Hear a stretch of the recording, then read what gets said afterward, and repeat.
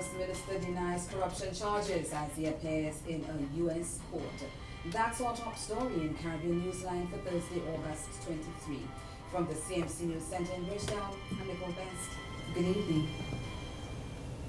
Embattled former Minister of Commerce Donville Innes Thursday pleaded not guilty when he was arraigned on Monday on money laundering charges in a federal court in Brooklyn, New York.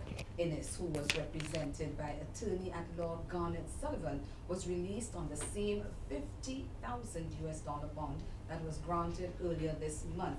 He was now also being ordered not to communicate with any of his alleged co-conspirators. When he showed up for court, Innes was accompanied by his ex-cabinet colleague, former Attorney General Adriel Brathwaite.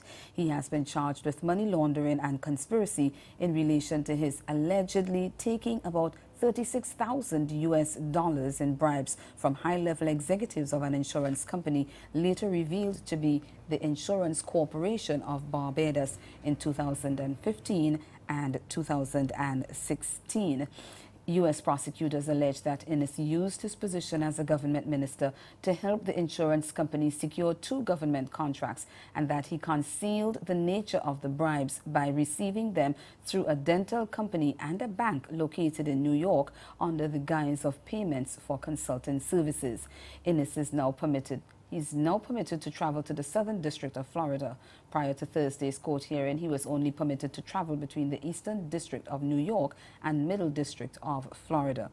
If convicted, Innes could be fined $500,000 and jailed for up to 20 years. There's concern that the lack of a legislated building code could cause disastrous effects when a big quake hits Trinidad and Tobago. A former chairman of the National Building Codes Committee and regional seismologists are warning that while the Twin Island Republic did not get significant damage when a 7.3 magnitude earthquake hit neighboring Venezuela on Tuesday evening, the impact could be much worse in the future. Engineering seismologist at the University of the West Indies Research Center, Dr. Elias Papadopoulos, says TNT was lucky to have sustained such little damage in the quake and the more than 30 aftershocks that have followed. Speaking at a press conference at the Seismic Research Center on Wednesday afternoon, he said that was because of the distance of the earthquake's epicenter from the country. Again, I think that Trinidad was lucky for this earthquake. It was long, it was far away enough, and it was deep enough to avoid a lot of damage.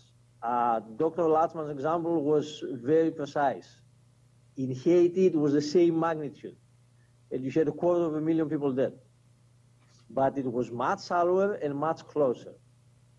If that was the case today, we wouldn't be speaking under the same terms. So this should guide us what we need to do in the future.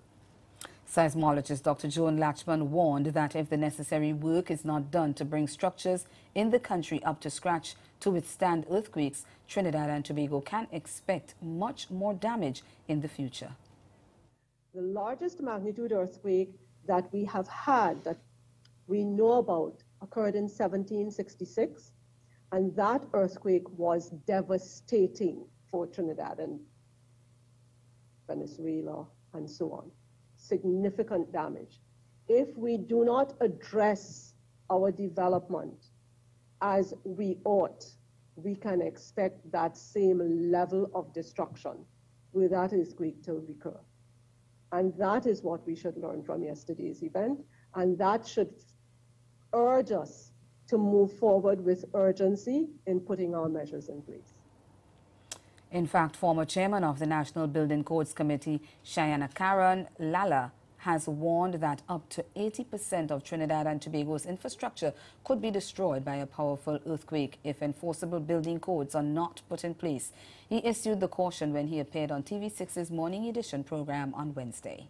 We have no building codes, no enforceable building codes in Trinidad and Tobago.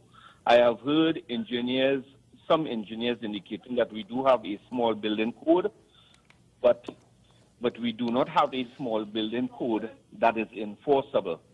Former chairman of the National Building Codes Committee, Shayankaran Lala, said effective national disaster preparedness is impossible without legislating proper building codes to prepare for natural disasters such as earthquakes. We have conducted site surveys of buildings throughout Trinidad and Tobago, and our engineers have found that 80% of our built-up environment is not up to code. And high-rise condominiums, shelters, businesses, hospitals, schools and disaster shelters do not meet the seismic code requirements. Hence the reason he said the country cannot address its flooding issue. He added that although the Trinidad and Tobago Bureau of Standards has a small building guide, people confuse this with a national building code. Lala said the problem lies in the enforceability of the country's building codes. Even the current regulations that we have are not stringently enforced by building inspectors and planners at town and country, right? I would like to believe that one of the reasons for this is because they are stretched for resources. He added that if a powerful earthquake were to occur, the destruction of the country's industrial sector would be catastrophic. This earthquake was not the big one.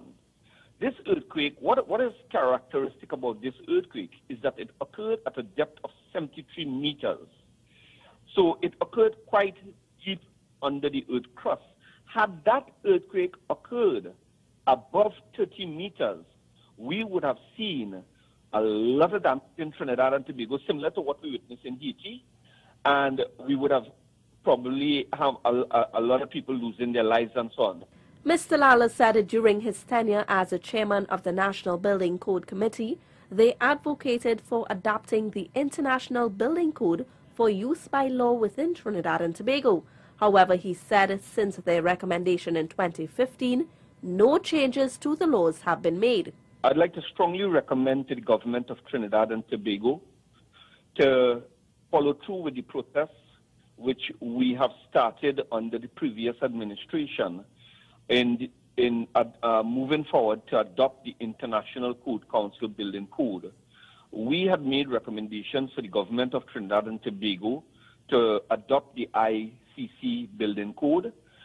There's no need to reinvent the wheel to rewrite a building code because a lot of our engineers do follow the ICC code by convention, and we would like the government to enforce it to make it law. He said the former UNC government signed an agreement with the International Code Council to adopt the IBC. However, they never paid the fee of US $20,000 for use of the material. He claimed although the money was approved by Cabinet, it was never paid to the ICC. In the meantime, Jamaicans are being urged to be prepared for natural disasters. The heads of both the Office of Disaster Preparedness and Emergency Management, ODPEM, in Jamaica and the Caribbean Disaster Emergency Management Agency, SEDEMA, are urging residents to pay more attention and take preparedness more seriously. Director of ODPEM, Major Clive Davis, said Tuesday's quake was a timely reminder that should not be ignored. He said Jamaica's location makes earthquakes a possibility at any time. Experiences an average of 200 earthquakes annually. Our last one was just about last week. Most of them are small, but we must remember that we live in a very seismically active region, and so we can have quakes at any time. The Eastern Caribbean has been pretty active over the last 2 years. The fact that we have not had a big one does not mean that we are over the hump. Because it sits in a seismically active region, and earthquakes will occur, and so we must continue to be on our guard. SEDEMA Executive Director Ronald Jackson is also warning about the dangers of not being prepared, pointing out that the region's exposure is not just to hurricanes, as it's a multi-hazard zone. It isn't about hurricanes. We're in what we call a multi-hazard environment, and that we have to be vigilant for all types of hazards. The images you saw out of Trinidad reminds us that we have to build according to the standards that we have, and that, we must take every precaution to really learn about the steps we can take to protect ourselves.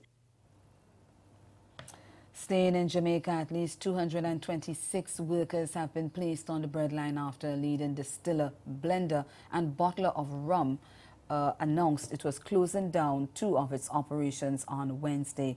The company, a subsidiary of the Campari Group, which is a major player in the global branded beverage industry, said it had taken the decision because of ongoing economic losses caused by the combined effects of escalating operational costs and declining costs of sugar.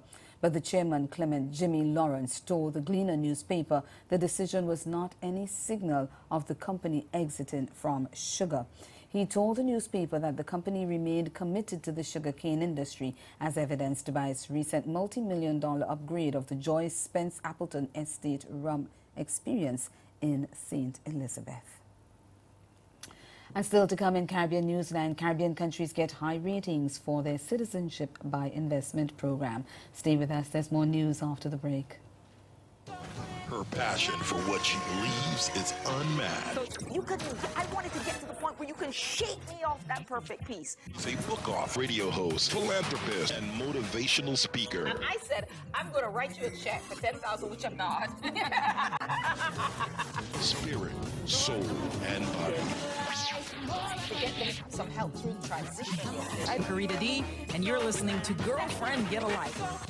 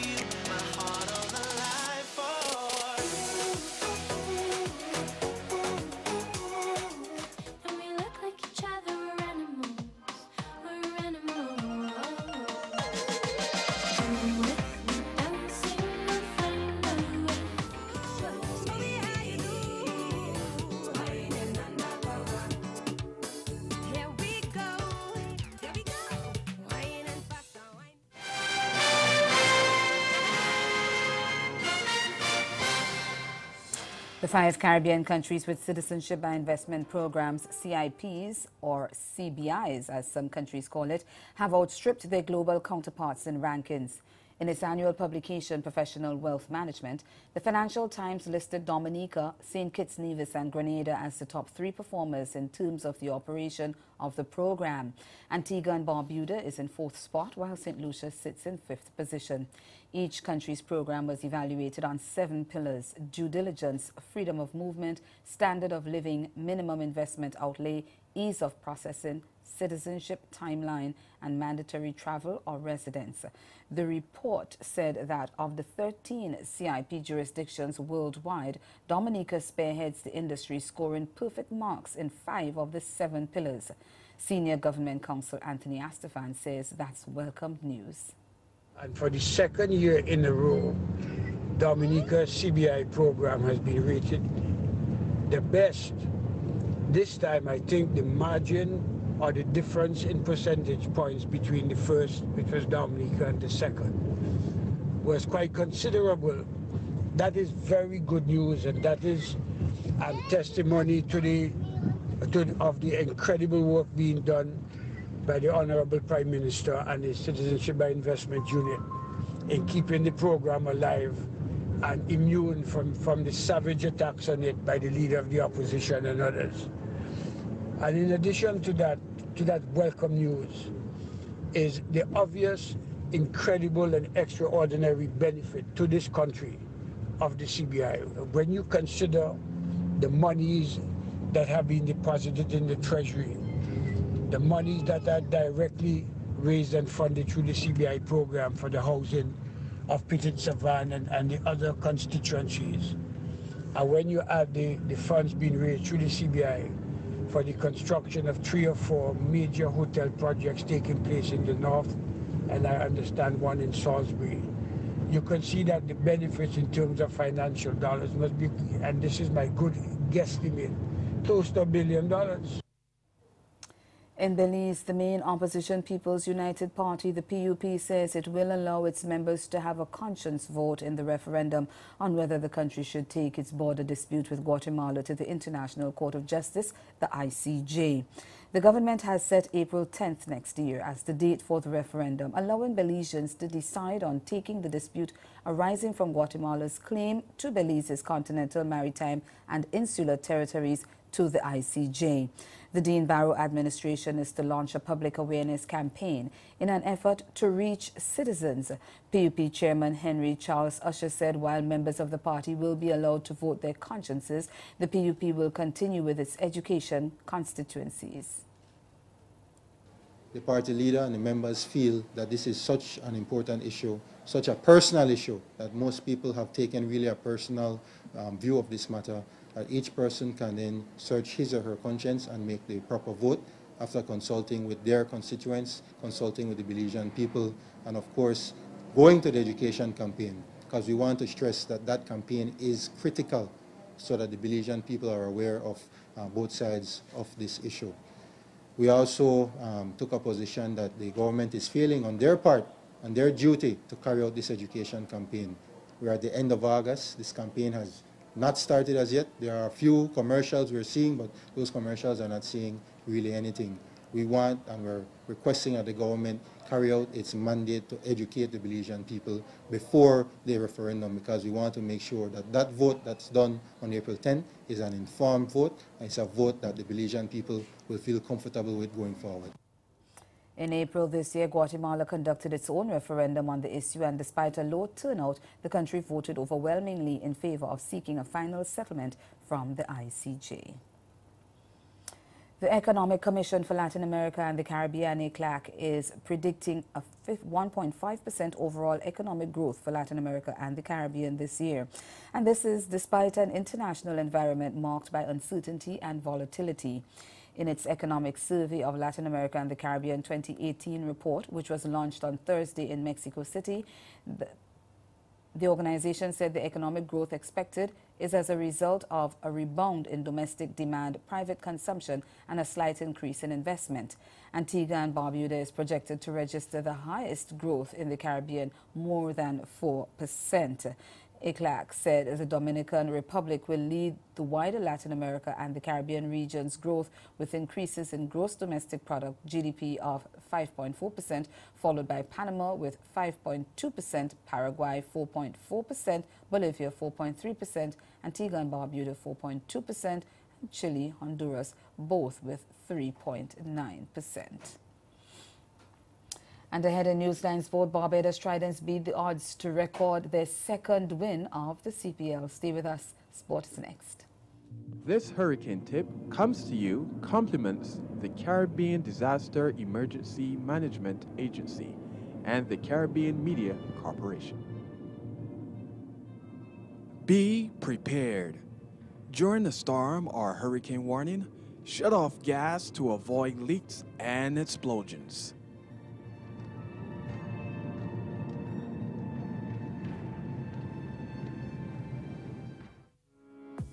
This summer and fall, Brilliant Barbados is offering you hotel discounts of up to 40% off regular rates when you book through Expedia before October 31st, 2018.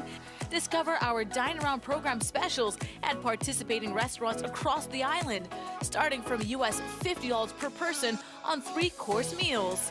For further information and full details to book your Barbados holiday, visit brilliantbarbados.com. And I'm going to use my rolling pin or bail now, and I'm just going to roll this out. So I'm going to take some of the filling, place it inside like this. Now you take your hands and you just hold it and stick it.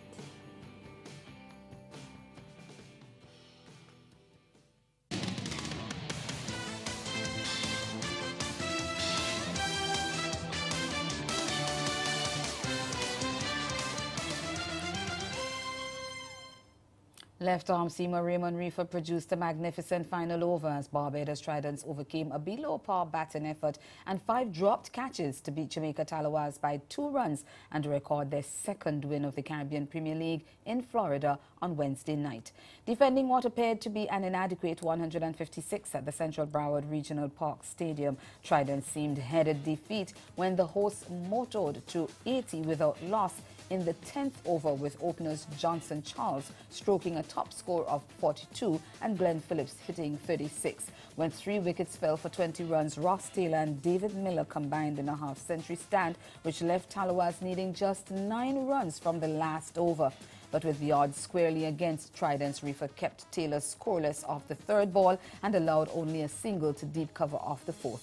Miller then swung and missed the penultimate delivery of the match, and with 4 runs required from the last ball, the left-handed South African could only tug a full-length ball to long on, leaving Tallawahs agonizingly short of their target. The defeat was the 3rd on the trot for Tallawahs after they won their first 3, while Tridents captured their 2nd in 3 outings and now head to Bridgetown for 5 home games. Disgraced former CONCACAF President Jeffrey Webb has had his sentencing matter delayed yet again. He was due to be sentenced next month, but was able to secure what is his 8th deferral since he was arrested 4 years ago during a raid in a five-star hotel in Zurich, Switzerland, where he and others who were planning to attend FIFA meetings. Reports suggest that the latest sentencing has been pushed back by a further 6 months, which means that the matter will now likely take place sometime in March 2019. Webb had pleaded guilty to racketeering conspiracy, 3 counts of wire fraud conspiracy, and 3 counts of money laundering conspiracy. The former FIFA vice president and former head of the Cayman Islands Football Association agreed to forfeit more than $6.7 million in cash and assets as part of an agreement with the court. Trinidad and Tobago's national volleyball team's attendance at this year's World Championships in Japan is in jeopardy, despite them qualifying for the September event. The women are facing a litany of woes, ranging from lack of uniforms and funding to training facilities, which a former volleyball boss believes could affect the country's availability at the championships. It's old news that Trinidad and Tobago's women's volleyball team has qualified for the World Championships, which start at the end of September in Japan. While it is a proud moment for Captain Renelle Ford and the rest of her teammates, the question is, will they be going to the tournament? We aren't given all the resources that we basically need to accomplish and basically do what we need to do when we go to Japan, if we even get there, because it seems as though there's so much going on that we may not even know about, and I know that funding is an issue. Now, how much has this hurt the volleyballing fraternity, the players, the coaches, everybody involved? Definitely, because I mean we've worked so hard for such a long time to get where we've come to. Prior to qualifying for this, we also qualified for another world level tournament, the World Grand Prix, which we took part in last year. And you know, we even assumed then that when we qualified for the World Grand Prix, that things would have changed, that we would have gotten the funding that we needed. Should the Twin Island nation not be represented at the tournament, Ford says it may lead to bans and fines. Former TNT Volleyball Federation President Mushtaq Mohammed, who is a member of the FIVB, the world governing body for the sport, says a no-show is sure to give this country a bad name. I cannot describe the embarrassment it's going to cause for the World Championships, the International Volleyball Federation. Japan is waiting for 24 teams. There's not going to be a competition with 23 teams. So if we do not show up there, and I heard for the ladies, I heard with them, that at this point in time, they do not even have the tickets to go to Japan. They do not even have their visa. They do not even have their uniform. TNT's volleyballers don't even have a venue for training, making use of different facilities only when available. Added to that, they don't have a gym to do their strengthening and conditioning, which means players have to do their own physical work. And that report was from Vinod Nawani of TV6 News in Trinidad and Tobago. Track and field legend Usain Bolt has vowed to prove detractors wrong as he seeks to forge a successful football career at A-League outfit Central Coast Mariners. That's A-League outfit Central Coast Mariners. Colwyn Abrams of HGP Sport tells us more. 32-year-old Olympian has now begun training with Australian A-League side Central Coasters Mariners. Bolt at a press conference said soccer training is just like athletics. It's just like track and field, you know what I mean? The first day of training is always the roughest one. You can tell how much work you need to put in, what you need to do, but it felt okay, you know what I mean? I know it's going to take time and work, and I'm ready to work. In total, Bolt's work in the 100 and 200 meters World and Olympic finals since 2008 has consumed less than 4 minutes in time. His brilliance has been meted out in 10 seconds and 20-second chunks, with a false start in 2011 in South Korea the only blemish. The Olympic gold medalist has always had a desire to play with his favorite football team, Manchester United, but people have been saying this is a dream that will never be realized. Bolt, in response, said this. People are always going to say what they want to say. Just like when I was in track and field, people say a lot of things about me, but I always prove them wrong. So it's just another moment for me to prove people wrong. I'm not setting any standards, I'm just working, pushing myself, and when I feel like I've done enough, I'll ask the coach, like, how do I look, what I need to work on? Do you feel I can continue this? Do you feel like I need to push more? What can I do to be better, you know what I mean? So for me, that's my focus. I don't care what people say. And that's the sport. Stay with us. We'll be right back.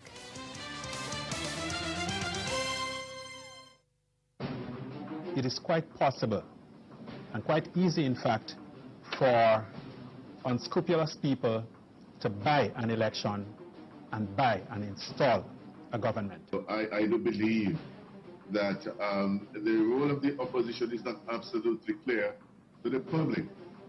How could one political party allow themselves to be so outfoxed? I mean, not even one seat. We as parties in opposition must ensure that the process of the election process is right. And the question is, how do you win that middle group that seems to change from time to time and change government? Opposition parties speak on Time to Face the Facts this Sunday, August 26, 8 p.m. on Carib Vision and the Time to Face the Facts show Facebook page. In New York, we have a special protection afforded to people who work at heights. It's called the Labor Law 240 section. And it protects a very small number of workers, but who face very serious injury potentials, and those people working at heights. And it's been a strict liability statute essentially for the last 100 years. And right now, pending in Albany are bills suggested by pro-insurance company legislators to loosen that protection.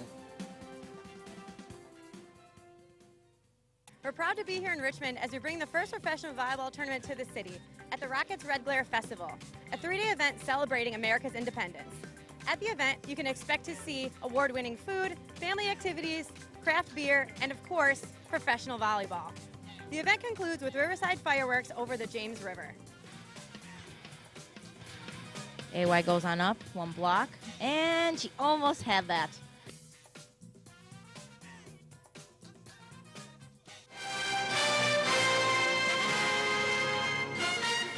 Again, the major developments of this day. Barbados' former Commerce Minister Donville Innes denies money laundering charges as he appears in a U.S. court. And in sport, Barbados Tridents beat the odds to record their second win of the CPL with a victory over the Jamaica Tallawahs. That's Caribbean Newsline. For news and sport around the clock, subscribe to CarnaNews.com. For more of our programming, log on to CaribVision.tv and subscribe to CaribVision's YouTube channel. We'll be back here tomorrow. But from all of us at CMC News, thank you for watching. Do have yourselves a good night.